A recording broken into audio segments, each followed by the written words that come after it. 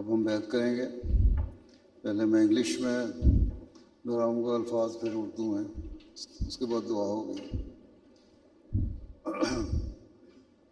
अशहदु अल्ला इलाहा इल्लल्लाहु वहदहु ला शरीक लहू व अशहदु अन्ना मुहम्मदन अब्दुहु व रसूलुहु। अशहदु बैत नहीं है, ये सौदा है दिल का, जहां में नहीं है कोई मोल इसका। ये बैत नहीं है, ये सौदा है दिल का।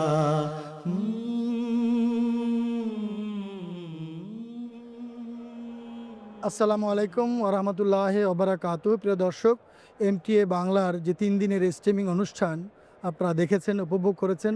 আমাদের জলসা, এই মিলন মেলা ভেঙে গেছে, হুজুর চলে গেছেন।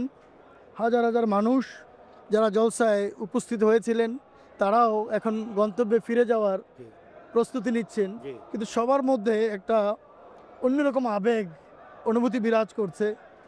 আর সবাই নজম গাইছে, যে যার মতো করে পারছে গাইছে। আমি সাহেব, আমরা সৌভাগ্যবান যে আপনাকে আবার পেয়েছি। আমরা কিন্তু হুজুরের বক্তব্যের আগে আপনার সঙ্গেই কথা বলছিলাম, তো সেখানে আমরা শেষ করতে পারিনি। আপনি আজকে হুজুরের হাতে হাত রেখে বয়াত করেছেন। হাত দেওয়ার সৌভাগ্য এটা বাঙালি জাতির জন্য অনেক বড় প্রাপ্য ছিল, আমাদের প্রাপ্তি ছিল, এটা অনেক বড় প্রাপ্তি ছিল। তো এটা যদি আপনি আমাদের কিছু বলেন, আসলে কি করার আছে আমাদের। ধন্যবাদ আপনাকে। আমার অনুভূতি হচ্ছে আলহামদুলিল্লাহ রাব্বিল আলামিন, আলহামদু কুল্লুহু লিল্লাহে।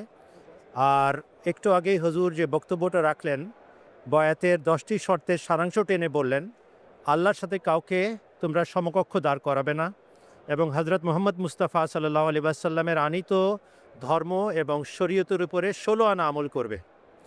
খুব সংক্ষিপ্ত আকারে তিনি যে সমস্ত কথা বলেছেন, আমাদেরকে সেগুলো মনোযোগ দিয়ে শোনা দরকার এবং নিজেদের বয়াতের নবায়ন করা প্রয়োজন। আমার অনুভূতি হচ্ছে যে হুজুর যদি বাংলাদেশের ন্যাশনাল আমিরকে হাতে হাত রেখে বয়াতের সুযোগ এবং সৌভাগ্য দিয়ে থাকেন, এটা আমাদের পুরো জাতির দায়িত্ব বর্তায়। আমরা যেন 16 আনা আহমদি হয়ে দেখাই, হুজুরের কথা মতো চলি এবং হজরত মসিহ মাউদ আলাইহিস সালাতু ওয়াস সালাম রসুল আকরাম সাল্লাল্লাহু আলাইহি ওয়াসাল্লামের আনিত শেষ সম্পূর্ণ ধর্মকে যেভাবে বুঝিয়ে গেছেন সেটার উপর আমল করে আমরা যেন হুজুরের দোয়া নিতে পারি। আমার ভীষণ ইচ্ছা যে বাংলাদেশে গিয়ে আমি বলি যে আপনারা নিজেরা হুজুরকে লিখেন এবং আল্লাহর সাথে ওয়াদা করেন যে হুজুরের এই আকাঙ্ক্ষা আমরা পূর্ণ করে দেখাবো ইনশাআল্লাহ। আমাদের দায়িত্ব হচ্ছে নেক এবং মুত্তাকি হওয়া। আমাদের দায়িত্ব হচ্ছে আল্লাহর ভালোবাসায় জীবন কাটানো, হজরত মোহাম্মদ মুস্তাফা সাল্লাল্লাহু আলাইহি ওয়াসাল্লামের প্রেমে আপ্লুত হয়ে জীবন কাটানো। এই বাহ্যিক চাকচিক্য এগুলো বিষয় নয়, মনটা দেখেন আল্লাহ। একটু আগে হুজুর যে কাম প্রবৃত্তিকে দমন করার জন্য 5টি পদ্ধতি বলেছিলেন, সেটা ভালো করে রপ্ত করা দরকার। মিথ্যার বিরুদ্ধে জেহাদ ঘোষণা করতে বলেছেন, সেটা ভীষণ প্রয়োজনীয় একটা বিষয়। আমার কাছে মনে হয়েছে হুজুর আমাদেরকে, আমাদের নারী নক্ষত্র চিনেন, আমাদের দোষ এবং দুর্বলতাগুলোকে সামনে রেখে তিনি আমাদেরকে চিকিৎসা বিধান দিচ্ছেন, চিকিৎসা ব্যবস্থা দিচ্ছেন। আল্লাহ আমাদেরকে আমাদের দায়িত্ব পালন করার সৌভাগ্য দিন। আমির সাহেব, আপনাকে অনেক ধন্যবাদ আপনাকে ব্যস্ততার মধ্যে সুযোগ দেওয়ার জন্য, সময় দেওয়ার জন্য।